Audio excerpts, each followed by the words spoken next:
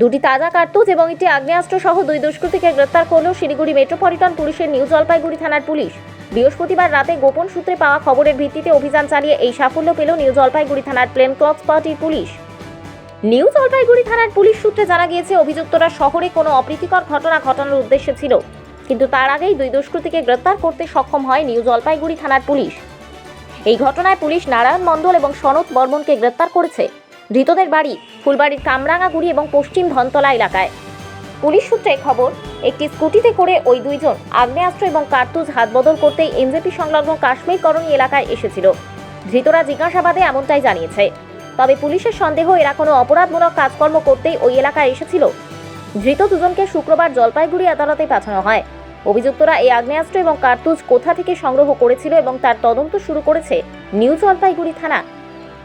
পাশাপাশি ধৃতদের বক্তব্য অনুযায়ী তারা এই আগ্নেয়াস্ত্র কাকে বিক্রির উদ্দেশ্যে এনেছিল তাও খতিয়ে দেখছে পুলিশ।